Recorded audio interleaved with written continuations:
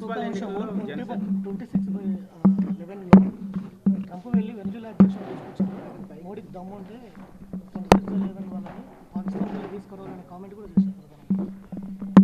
అవి అవగాహన లేకుండా దుందుడుకు మాటలు మాట్లాడము అసదుద్దీన్ ఓవైసీకి అలవాటు. ఎప్పుడు ఏం చేయాలో మేము ఖచ్చితంగా భారతీయ జనతా పార్టీ నేతృత్వంలోని ఎన్డీఏ నేతృత్వంలోని నరేంద్ర మోడీ గారు గతంలో చేసి చూపించింది. మాకు ఓవైసీ సలహాలు సూచనలు అవసరం లేదు. సర్జికల్ స్ట్రైక్ పేరు మీద భారత సైనికులు పాకిస్తాన్ భూభాగంలోకి వెళ్ళి పాకిస్తాన్ భూభాగంలో ఉన్నటువంటి ఉగ్రవాదులను తుదముట్టించి ఆ స్థావరాలను ధ్వంసం చేసి సగౌరవంగా భారత గడ్డ మీదకి వచ్చినటువంటి చరిత్ర భారత సైనికులది.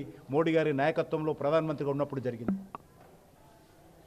మరి అది ఎయిర్ స్ట్రైక్ పేరు మీద పాకిస్తాన్ భూభాగంలోకి వెళ్ళి మన విమానాలు అక్కడ ఉన్నటువంటి ఉగ్రవాద స్థావరాలను ధ్వంసం చేసినటువంటి చరిత్ర ఈరోజు నరేంద్ర మోడీ గారి ప్రభుత్వంలో జరిగింది. ఇటీవల ఆపరేషన్ సింధూర్లో భారత గడ్డ మీద కూర్చొని మరి ఏ రకంగా పాకిస్తాన్లో ఉన్నటువంటి ఉగ్రవాద శిబిరాల మీద దాడి చేసి ఉగ్రవాదులను మట్టిపెట్టించినటువంటి చరిత్ర మాకున్నది. కాబట్టి ఏం చేయాలో నరేంద్ర మోడీ గారికి తెలుసు. అవసరం అనుకున్నప్పుడు దేశానికి ఆ రకమైనటువంటి పరిస్థితి వచ్చినప్పుడు ఆ రకమైనటువంటి నిర్ణయాలు తీసుకుంటాము. ఇప్పుడు ఆ పరిస్థితి లేదు. పరిస్థితి వచ్చినప్పుడు తప్పకుండా చేస్తాం. ముందు మా దేశం అభివృద్ధి చేసుకోవాలి. ఈ దేశం ఒక డెవలప్డ్ కంట్రీగా మారాలి. దేశంలో పేదరికం పోవాలి. దేశంలో యువతకు ఉపాధి అవకాశాలు మెరుగుపడాలి. దేశంలో మౌలిక వసతులు కలవాలి, పెరగాలి.